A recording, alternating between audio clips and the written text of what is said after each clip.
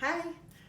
This week, what we're going to talk about is musical theater. So this is a Music Appreciation Week. So we're going to do learning about new types of music that you might not know. And so for you guys, I just want to tell you that there's this kind of show called musical theater. And what that means is that, just like what it sounds like, it's musical numbers set in a theater.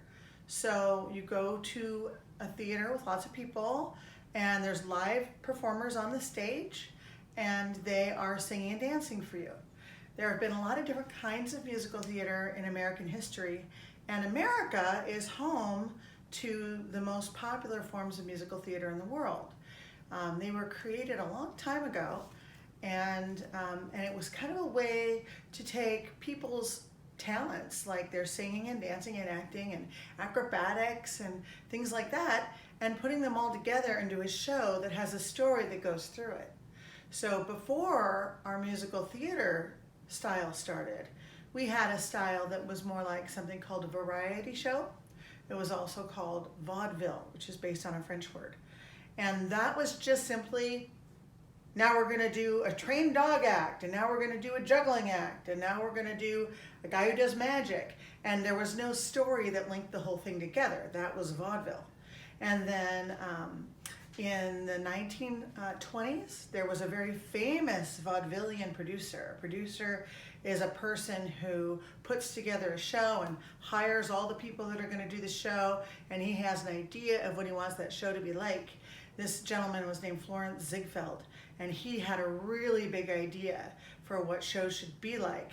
And he had fabulous costumes and enormous sets on stage that other vaudevillian producers in the past hadn't gone to the trouble to do.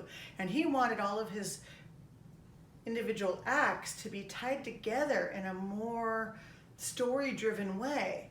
So while operas and operettas had been around in Europe for hundreds of years, he decided to do something a little bit different. He took a book called Showboat, and he decided to take a lot of his existing musical acts that he liked and put them together in this story that had a lot of drama and a lot of comedy to it. So a lot of times you'll hear musical theater referred to as musical theater comedy, but it isn't necessarily all funny. Sometimes it's got serious drama, and sometimes you'll be in the audience, you'll be crying because it's so good and so deep. So Showboat was one of the very first musical theater shows. So beyond that, I'm not going to tell you much more, but what I am going to do is give you a whole bunch of examples of musical theater, some of the dance numbers and the song numbers from musical theater as it progressed from Showboat through today, and sort of show you how things have changed. And I'm going to send you links to those, and then in a future class we can talk about the different things that happened to make those changes.